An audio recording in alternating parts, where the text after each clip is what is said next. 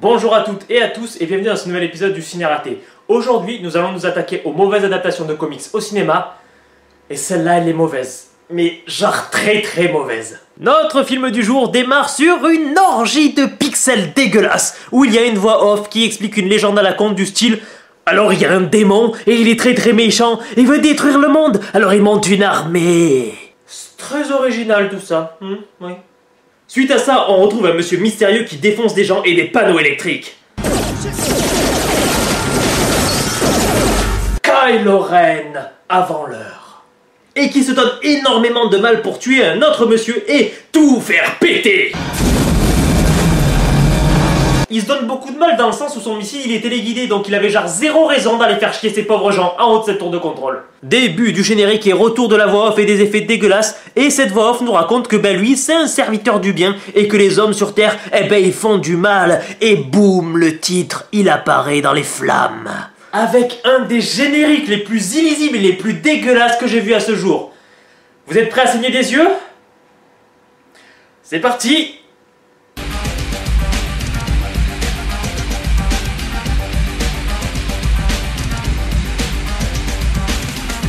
Et avec cette musique de la boucle infinie, allez, tous ensemble!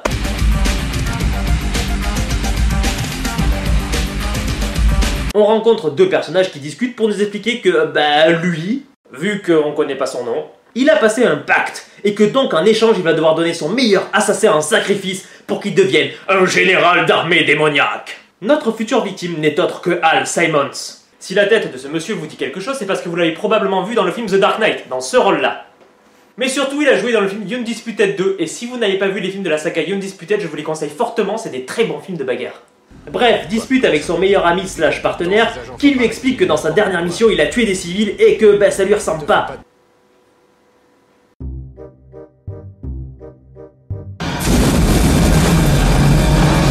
Si ça fait pas partie de ses habitudes, il avait passé une sale journée le mec, parce qu'il a défoncé tout le monde sans raison du coup.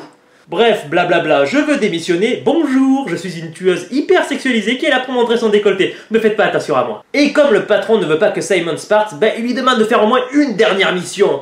Ce à quoi Simons répond... ok. Est-ce que tu sens flotter cette odeur d'enculerie dans l'air, hein? Ouais.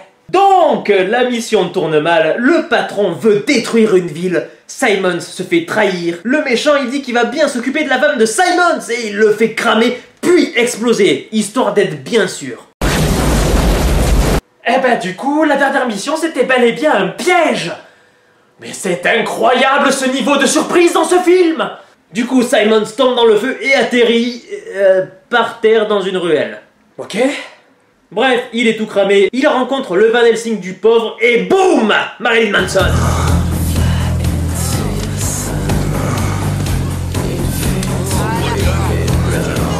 Alors là, non, c'est un tout petit détail, mais je vais avoir besoin de rebondir là-dessus. Je suis un très grand fan du travail de Marilyn Manson, et c'est pas parce qu'il a créé un univers sombre et glauque que de le mettre dans un film où l'univers est sombre et glauque, on se dit, ça va faire ton sur ton, ils seront contents, ça va être cool.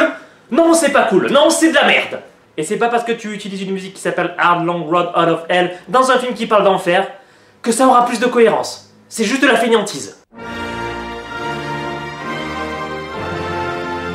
La voix off repop de nulle part parce que apparemment les personnages sont pas capables de discuter, faut qu'un mec t'explique des trucs pour te dire que Spawn... Oui, parce que maintenant il s'appelle comme ça, parce que arrête de poser des questions. Eh bien Spawn est resté 5 ans en enfer avec des démons dans le royaume des ténèbres et il s'en souvient pas.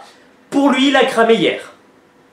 Apparemment, pour les besoins d'un scénario bancal, tu peux oublier 5 ans en enfer à te faire torturer et à cramer en boucle. Oui, non. Et c'est à ce moment que Spawn décide de retourner dans son ancienne maison. Oui, non, mais là ça va être ça va être compliqué. Je te le cache pas, là ça va, oui, non. Du coup, son ancien meilleur ami se tape sa femme, ça se passe mal, et stop! Quel est le malade qui a engagé ce clown pour un anniversaire d'enfant? C'est ce mec-là qu'il fallait envoyer en enfer. Bref, la femme a un léger doute parce que... Il connaissait mon nom. Oui. Comme beaucoup de monde, j'imagine, c'est pas vraiment un argument. On a un flashback qui résume les 20 minutes de film qu'on vient de se taper, donc qui n'a aucun intérêt, donc, Osef. Et nous arrivons à un moment délicat du film puisque nous allons faire la connaissance du personnage de Violator, qui est un personnage très important dans l'univers de Spawn. Et là, c'est pas qu'ils l'ont raté, c'est que c'est totalement de la merde. Oups! Ah mon père! J'espère que je n'ai pas sali le caleçon. Voyons voir.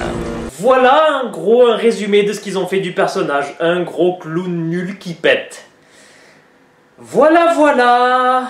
Violator explique à Spawn qu'il est mort, il l'amène dans un nouveau flashback parce qu'on n'en a pas eu assez depuis le début du film et nous rencontrons donc Malebolgia. Mais il est dégueulasse! Virez-moi ça! Il est... Ah, mais putain, mes yeux, mais dégueulasse! Virez-le! Casse-toi! Ah non, mais mes yeux étaient totalement pas prêts à cette connerie-là.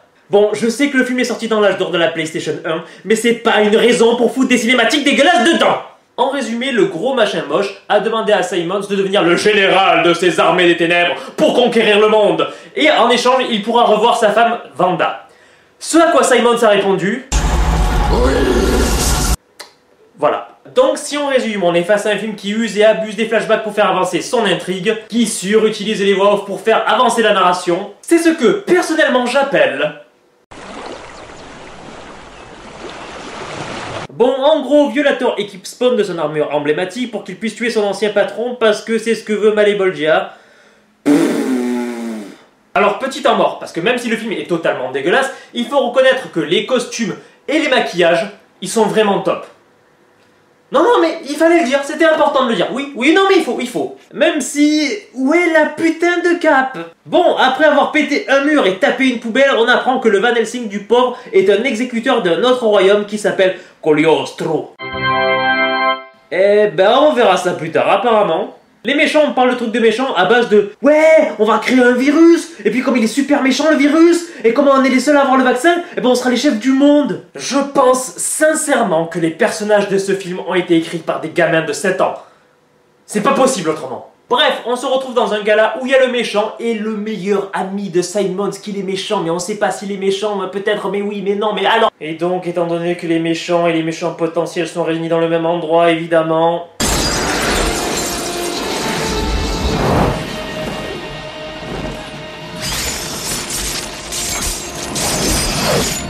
Ouais, non, en fait, virez-la la cape, elle est dégueulasse. Nous assistons donc à un face-à-face à base de « Je suis le mec que t'as tué, mais en fait, il est pas mort !» Suite à ça, bagarre avec le truc le plus utile du monde.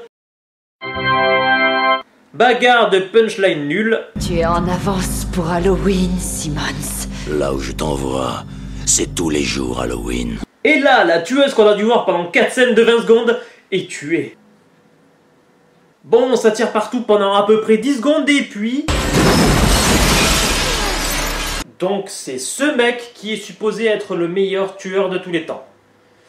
Ah non, mais c'était juste pour être sûr, hein, parce que je viens de le voir traverser une fenêtre comme une sombre merde, donc je voulais être sûr. Bon, il fait des trucs avec sa combinaison, il se cache alors qu'il y a zéro chance que personne ne l'ait vu faire, et...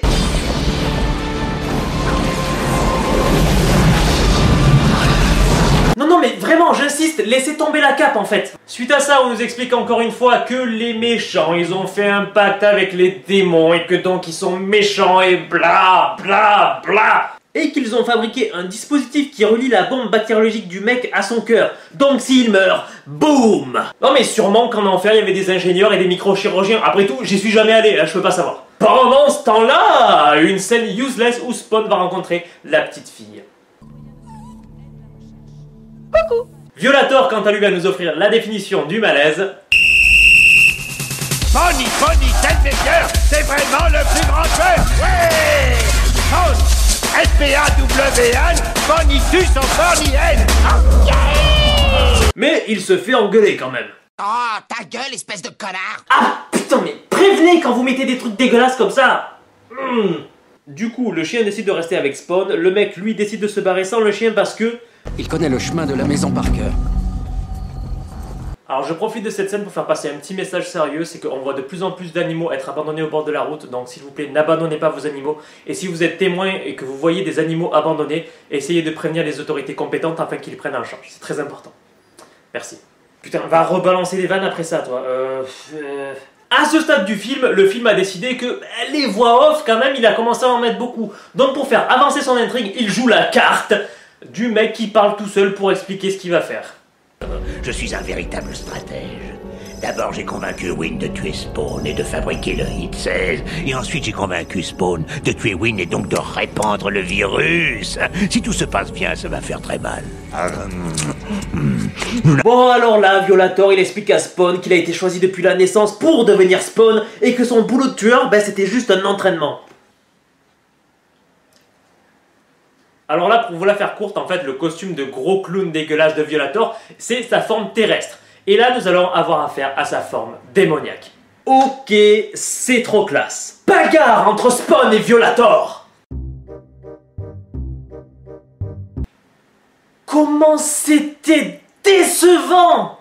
Je veux dire, dans le comics, les affrontements entre les deux, c'est toujours dantesque et épique. Là, comment c'était nul! Ça dure 5 minutes et la moitié du temps, c'est Spawn qui cherche Violator. À peine remis de cette infâme déception, que le Van Helsing du pauvre vient pour sauver Spawn. Après du blabla à base de « Ouais, tu n'es pas obligé d'être méchant parce qu'en vrai, c'est pas bien d'être méchant, alors viens, on devient des copains. » Du coup, session training pour apprendre à utiliser son armure.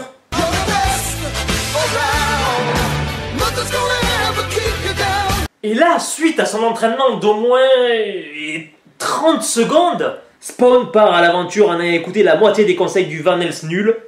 Ne fais pas le fier, tu as encore beaucoup à apprendre. Ta cape aussi a des pouvoirs.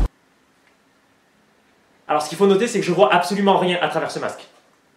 Et là, notre Van Helsing du pauvre dit... Voici l'épreuve finale. Ouais, alors, attends, parce que... Du coup, c'était quoi les épreuves d'avant? Non, parce que, à part se faire péter la gueule, tuer un personnage secondaire et hurler « Vanda !» Le mec, il a rien fait! Au contraire, les méchants, ils sont plus avancés qu'au début! Il s'ensuit une course-poursuite nulle avec Violator, Spawn transforme sa moto en... caca qui roule, j'imagine. Bon, en gros, YOLO, je sais utiliser ma cape, Violator est expulsé au loin, et là, stop! C'est une des rares fois où Spawn sera classe dans ce film. Profitez-en. Bon, du coup, l'ancien meilleur ami de Simons comprend que le méchant, effectivement, il est méchant, donc le meilleur ami, il est pas forcément méchant. Et du coup, le méchant, il est pas content. Violator continue à nous taper sur les nerfs.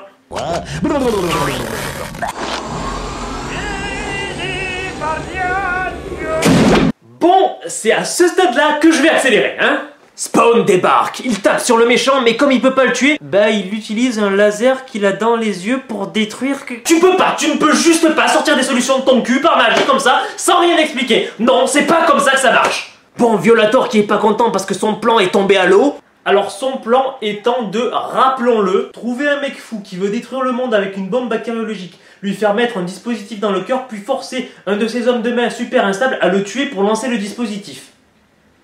Alors juste un truc, vous êtes des démons, bordel de merde, mais juste chopez-le et butez-le le mec. Surtout que depuis le début, il veut la faire exploser sa bombe. Ça a aucun intérêt ce que vous faites. Van Helsing sort de nulle part comme d'habitude, ils vont en enfer pour choper Violator. Bagarre avec Violator. Rip vos yeux. Puis Spawn débarque pour encore plus de bagarre avec Violator. Rip ce qui restait de vos yeux.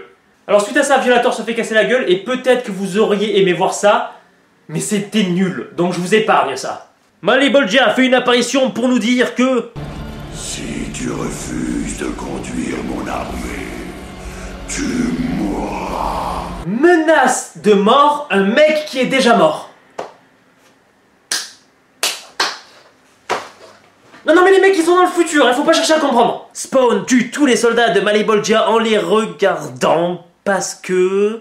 Alors par contre, juste entre vous et moi, on est d'accord qu'on a tous arrêté d'essayer depuis un moment de comprendre quelque chose, hein? Ok? Non mais c'est cool, ok. Du coup, retour à la maison où Violator fait son grand retour pendant genre 30 secondes.